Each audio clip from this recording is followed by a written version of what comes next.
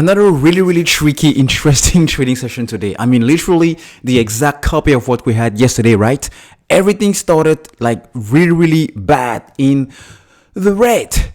The Dow Jones at some point was down almost 800 points, similar to yesterday, and then boom, magically out of nowhere, everything starts trending back up. And at some point, like 15 minutes ago, it was green. We still have 23 minutes for the markets to close, but when even this went green, AMC did not, which is clearly weird, because GameStop at some point also went green, but it doesn't matter. I want to share with you in this video something really interesting, because we do have some new information actually leaked from Fidelity that is pointing out to the fact that the transparency that the SEC is actually looking to put onto hedge funds disclosures when it comes to short selling, but also security lending, might be a really game changer. Because more they are exposed, it literally the moon right after.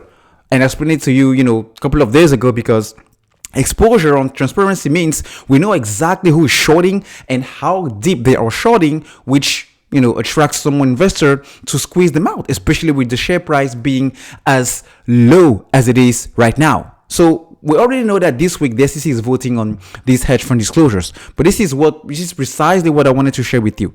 This is a letter that was posted on Reddit today, and it's about Fidelity. You can say that it's signed from Fidelity, and it's dated January 7, 2022. So I'm gonna read with you the highlights here. Fidelity supports greater transparency in stock loan transactions. Fidelity supports enhancements to securities loan transparency that are clearly defined and provide investors in the marketplace meaningful information on securities lending transactions. Our comments on the proposal focus on the following areas. The SEC should exclude short positions from the proposed rule. Why? Why should the SEC exclude short positions? Because this is precisely the issue at hand here. We're talking about security lending. Why will you lend and borrow securities if it's not majorly to short stocks or to initiate short positions? I don't get it. Now, the reporting time frame for transactions should be no earlier than end of day. That we agree on that. The shorter, the more frequent, the shorter the time frame, the better, and the stronger the transparency will work on that specific topic. Now, where it gets even more interesting is this remaining, highlighted part here. The SEC should provide a minimum 2-year implementation period for any final rulemaking and issue any necessary guidance to implement the proposal a full year prior to the implementation date. Again, this is signed by Fidelity Investments, dated January 7th. I don't know if you kind of hear what I'm reading here now from this letter from Fidelity. The SEC should provide a minimum of 2-year implementation period for any final rulemaking and issue an additional full year prior to the implementation date. So why do you need a full 3 years in order for the SEC to implement any final decision on something that is as easy as shutting down securities lending and putting more transparency? It's literally like I come to you and I say, hey, about the loan and what you're doing on your business, I need you to give me a report every single day before end of day based on what you did the day. So literally something is definitely fishy here. Either something is fishy because they don't know exactly how to locate, or it's gonna be a tricky task to actually get the report or fully be compliant with what the SEC is actually wanting them to do here. And I don't blame them, and I'm not really surprised, because when you look at the amount of synthetics, possibly only into AMC stock, but can you imagine on any bunch of other stocks that are highly shorted out there? It's mind-blowing.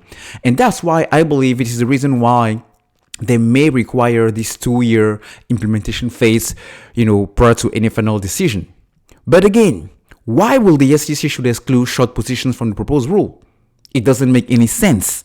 So it gives me any more comfort into why Hedge Funds Association wanted to push back hard on this proposal from the SEC. Why? Because it literally means the end of the short selling business. Because something that used to be, any business that used to be done under the table, whenever you are shedding light and you're bringing things above the table, under the light, usually people are not happy because whatever they were doing underneath the table is not going to provide them the same amount of profits and gains. That's why they're pushing back on. That's why they need more time to get compliant. So based on this, if you ask me, this is definitely a bullish information in our favor, because if on top of hedge funds, you now have top brokerage firms also pushing back on this new regulatory, new change on the business of short selling, clearly it means we are on the right side of the equation this time around. And I guess that's why the big boys on Wall Street don't want to let go that easily, because either it means we get freaking rich, retail investors in AMC and GameStop and a bunch of other stocks. And on top of that, it means, well, they are losing some of their big clients and big parts of the businesses if they are lucky enough not to file bankruptcy. So we just have to wait and see. But it seems like there is no way out of it for them. There is no way out, simply. There's no way out.